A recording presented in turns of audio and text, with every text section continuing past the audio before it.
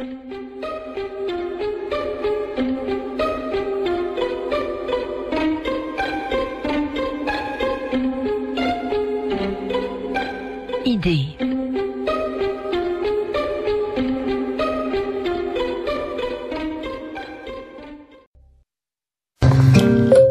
Autour de la question. Qu'est-ce que ça va changer? Comment ça se passe ailleurs? Pourquoi ça? En quoi ça nous touche? Caroline Lachowski. Bonjour, ravi de vous retrouver avec Guillaume Ploquin à la réalisation pour nous interroger sur le développement de l'Africana philosophie aujourd'hui et faire le point sur ce bouillonnant creuset de pensée qui essaime sur tout le continent mais aussi outre-Atlantique, notamment à partir des prestigieuses universités américaines. Quelles grandes questions soulèvent aujourd'hui les philosophes africains? Sur quoi pensent-ils? Sur quoi écrivent-ils et dans quelle langue? Comment philosopher à partir de l'Afrique et d'ailleurs? Comment philosopher en islam?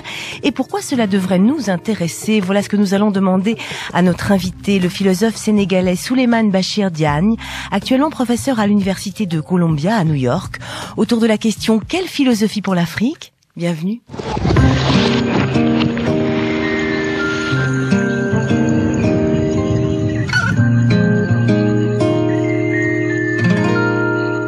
Bonjour Souleymane Bachir Diagne. Bonjour. Merci d'avoir profité de votre passage à Paris pour venir en direct dans notre studio sur RFI. Vous êtes normalien et agrégé de philosophie, élève d'Althusser et de Derrida. Excusez du peu, vous avez d'abord enseigné la philosophie à l'université Cheikh Anta Diop de Dakar. Avant d'être nommé aux États-Unis, vous êtes actuellement professeur à l'université de Columbia à New York, auteur de nombreux ouvrages consacrés à l'histoire et à la logique de la philosophie, mais aussi à la pensée de Mohamed Iqbal, de Senghor ou de Bergson. Les éditions Philippe Ray viennent d'éditer une nouvelle version enrichie de votre essai « Comment philosopher en islam » et vous venez également de publier chez Présence africaine « L'encre des savants, réflexion sur la philosophie en Afrique ». Vous employez, Souleymane Bachir Diagne, le singulier, la philosophie en Afrique. Nous, on s'est demandé en préparant cette émission s'il ne fallait pas plutôt employer le pluriel, tant les philosophes africains sont nombreux et leurs pensées bouillonnantes et diverses aujourd'hui. Vous avez raison de souligner ce fait, mais vous aurez noté également que je dis philosopher en Afrique ou philosophie en Afrique et pas philosophie africaine. Là, le singulier aurait été plutôt gênant si j'avais parlé de philosophie africaine. Mais vous faites bien de faire la remarque. Il faut dire probablement, comme le fait d'ailleurs la philosophe Séverine Kodjo-Granvaux, que nous avions reçu aussi sur les philosophies africaines. Oui, qu'il faut donc dire philosophies africaines au pluriel. Pour la raison suivante, l'Afrique est un immense continent. Aujourd'hui, les philosophes qui travaillent sur le continent, qui sont africains, sont très nombreux, travaillent dans des directions extrêmement différentes, même s'il y a un ensemble de thèmes et de problématiques qui leur sont communs, thèmes et problématiques que j'ai moi-même regardé dans mon ouvrage L'encre des savants. Mais il n'en demeure pas moins qu'il faut mettre l'accent sur le pluriel, sur la pluralité des directions prises par la philosophie sur le continent africain aujourd'hui. Autour de la question, quelle philosophie, alors au pluriel, pour l'Afrique? Première piste de réflexion sonore d'hier à aujourd'hui, dans la voix des plus grands penseurs et passeurs du continent, avec le mix de Guillaume Ploquin. Contrairement à ce qu'on pourrait penser, il y a beaucoup de philosophie africaine, il y a beaucoup de philosophes en Afrique. La tradition orale, pour nous, c'est l'enseignement. La morale, la philosophie, les mathématiques, tout ce qui s'appelle connaissances humaines. La philosophie s'appuie sur une culture et justement sur un certain type de rapport au monde. Le paysan africain, qui depuis des millénaires vit avec les saisons, ne connaît que l'éternel recommencement du temps, rythmé par la répétition sans fin des mêmes gestes et des mêmes paroles. Et on s'aperçoit qu'il y a toujours eu de la philosophie en Afrique parce que, contrairement aussi à ce qu'on pense, il y a toujours eu de l'écriture en Afrique. Notre richesse, elle est à la fois dans la diversité naturelle qui nous entoure, mais elle est aussi dans la diversité de pensée des hommes. Je suis contre l'uniforme. C'est la raison pour laquelle, d'ailleurs, j'ai toujours refusé de considérer la seule langue Wolof comme la langue nationale. Nous avons 6 langues nationales. Et ce que je trouve absolument extraordinaire, c'est la création de langues qui est en train de se produire sans cesse.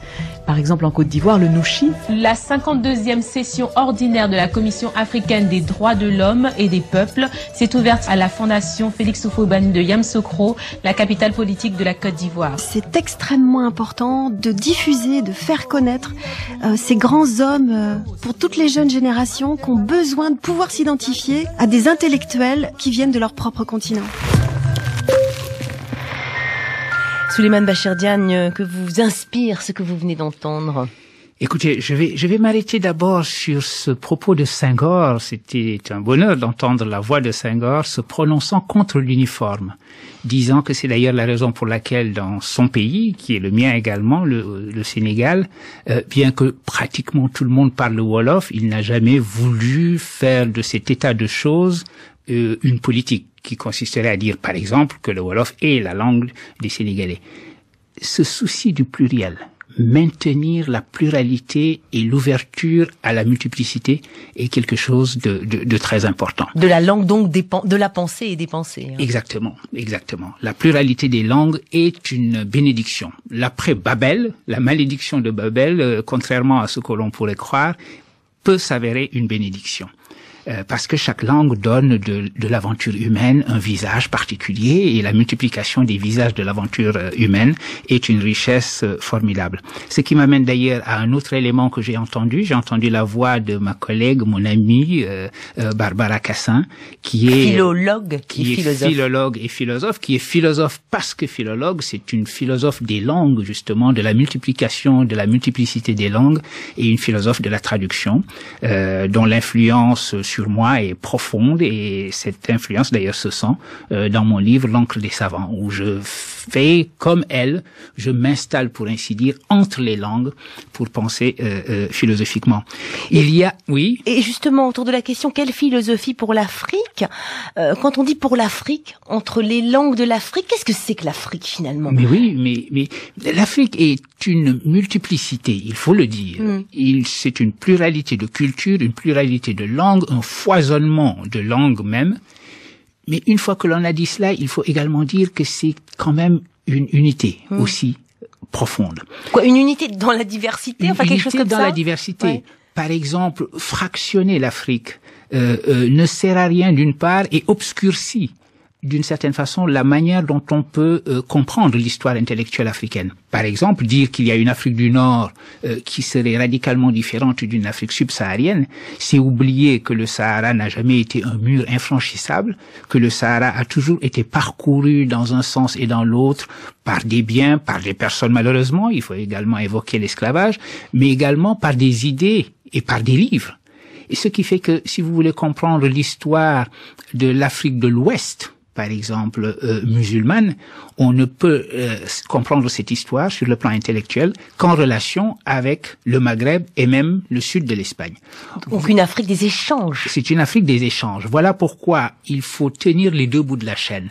Il faut tenir la pluralité, la comprendre, toujours penser la multiplicité africaine, mais d'un autre côté également remembrer, pour ainsi dire, le continent contre le dépaissement auquel a procédé la pensée de l'Afrique. Je pense à un philosophe comme Hegel, qui divisait l'Afrique en plusieurs parties. L'Égypte en était détachée, l'Afrique du Nord également. Et pour lui, ce qu'il appelait l'Afrique proprement dite, c'était l'Afrique dite subsaharienne. Mais est-ce que vous iriez autour de la question quelle philosophie pour l'Afrique, Souleymane Bachir Diagne, jusqu'à parler de philosophie bantoue, philosophie bantoue, on peut reprendre le titre du livre fondateur du père Placide Temple, qui a eu au moins le mérite de dire que on pouvait dire philosophie africaine ou philosophie bantoue sans que ce soit un oxymore. Absolument. Mais est-ce que vous pouvez reprendre ce terme-là? Je crois qu'il est permis de le reprendre pour la raison suivante. D'abord, vous avez raison de dire que ce livre est un livre absolument fondateur. Et il est heureux que les éditions Présence africaine qu'il avait publiées en son temps,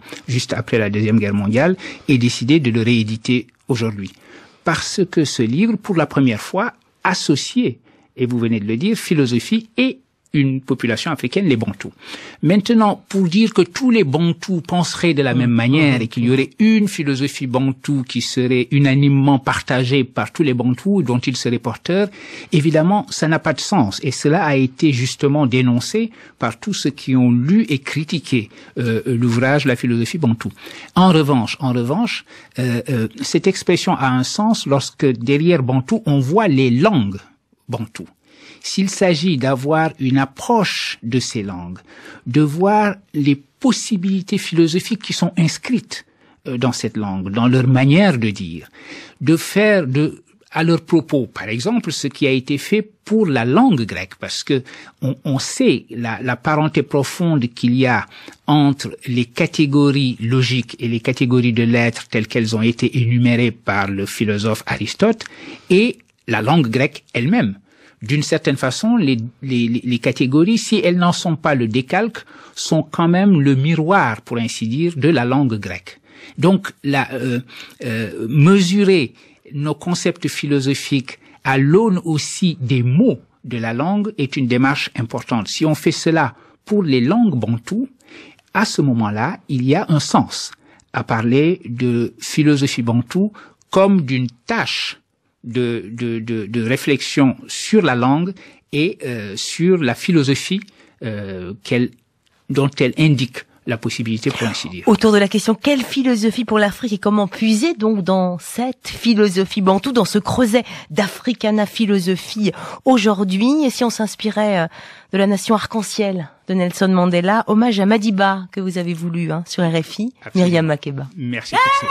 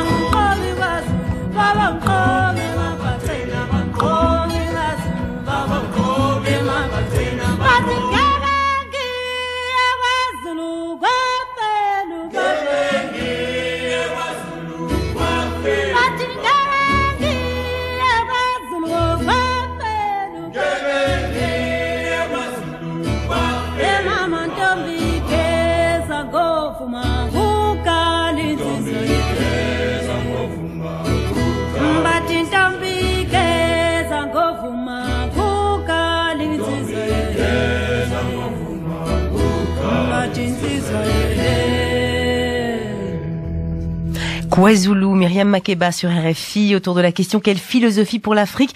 Le philosophe que vous êtes, Souleymane Bachir Diane, a voulu rendre hommage à Madiba, à l'homme qui a pensé et réalisé la nation arc-en-ciel. Absolument, et c'est d'ailleurs l'occasion de souligner un concept très important qu'il a mis en circulation véritablement sur le plan international pour nous tous dans le monde, le concept de Ubuntu, formé sur la racine Ntu où on retrouve le mot Bantu. Ubuntu, c'est faire humanité ensemble. Et le fait que lui-même et le révérend Desmond Tutu aient indiqué que Ubuntu c'était la voie du salut pour l'Afrique du Sud. qu'il fallait pouvoir faire route ensemble vers une humanité commune. Évidemment, se réconcilier, le faire dans la vérité, en redisant quels sont les faits terribles de l'apartheid, mais en ayant toujours en vue qu'il s'agit de l'avenir et que les actions à entreprendre aujourd'hui doivent être des actions dictées non pas par le passé, quelque terrible que soit ce passé, mais par l'avenir que l'on veut et que l'on veut ensemble. Il s'agit donc de faire Ubuntu, de faire chemin ensemble vers une commune humanité. C'est une leçon extraordinaire que cet homme a léguée à l'humanité que nous sommes, en nous indiquant ce que c'est exactement vivre ensemble. Quelle leçon de philosophie autour de la question, quelle philosophie pour l'Afrique? Alors justement, comment vivre ensemble? Comment échanger? Cette question de la transmission, de l'échange et de la parole dans toutes les langues possibles intéresse particulièrement le psychanalyste Simon Daniel Kupman, qui travaille lui sur la mémoire et sur l'oubli. Je propose d'écouter son éclairage et vous réagirez ensuite. Il y a, me semble-t-il, en Afrique, une tradition de dialogue, ou de multilogue, si vous voulez, que nous ne connaissons pas, parce que nous avons toujours derrière la tête le discours du chef ou du maître. C'est-à-dire que dans ces institutions où on dialogue, ces palabres, au fond, tout le monde peut dire ce qu'il pense, et quelqu'un en tirera les conséquences. Il y a probablement un décideur. Mais en tout cas, c'est fondé sur des échanges de paroles, pas sur des obligations de paroles, pas sur des obligations de mémoire ou d'oubli, mais sur des échanges de paroles. Les échanges de paroles. Vous voulez réagir à cet éclairage du psychanalyste Simon Daniel Kupman, Souleymane Bachir Diagne? Oui, je réagirai en rapprochant ce qu'il vient de dire sur les échanges de paroles avec ce que dit Amadou Hampâté-Bâ, le philosophe malien Amadou Hampâté-Bâ, de ce même échange de paroles qui est échange et fortification de la vie. Hampâté-Bâ a une phrase que je cite dans l'encre des savants, où il dit qu'il faut que la parole circule, et cette parole circulant, c'est comme la vie elle-même qui circule. Échanger de la parole, c'est faire advenir une vie plus forte, une vie plus riche, en définitive. C'est la raison pour laquelle beaucoup de philosophes africains, dont Senghor dont on parlait tout à l'heure, ont souvent insisté sur le dialogue. La raison pour laquelle le dialogue est véritablement le fondement du vivre ensemble, c'est que dans le dialogue ou le multilogue, dans la parole échangée, il y a toujours justement ce surcroît de vie, ce surcroît de vitalité sur lequel la communauté se fonde et dont la communauté s'enrichit. Et cette force de vie, c'est aussi le propre, enfin si j'ose dire, de la philosophie bantoue en multiples langues bantoue. C'est la force de vivre. Exactement, exactement. C'est ce qui se trouve au cœur même de la pensée de la pensée bantoue selon le révérend Père Temples, l'idée que l'être est force. Être et exister, c'est exercer une certaine force qui a elle-même vocation à croître. La finalité de la force, c'est toujours de s'amplifier, et elle s'amplifie en se distribuant, en se dépensant. La force est telle que de se dépenser ne l'appauvrit pas, au contraire, la dépense l'enrichit. Et justement, en mettant cela en rapport avec ce que nous venons de dire du dialogue, c'est en ce sens précis, presque ontologique, que le dialogue est enrichissement mutuel. Ce n'est pas seulement qu'on s'enrichit d'idées échangées, on s'enrichit véritablement d'une vie partagée. On se construit, d'autant plus important aujourd'hui d'essayer de renouveler cette force de vie et de regarder vers l'avenir. Exactement, exactement. Regarder vers l'avenir, c'est précisément être vivant, faire comme tous les systèmes vivants qui sont toujours orientés vers une finalité plus haute, la finalité de demain.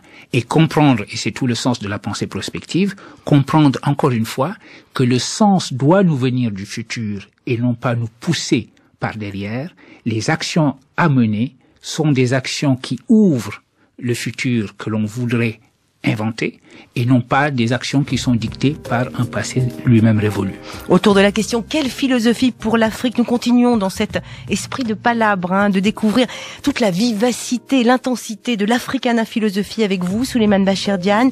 Suite dans 3 minutes, juste après le flash d'info de Dakar à New York, en passant aussi, je l'espère, par Paris. À tout de suite.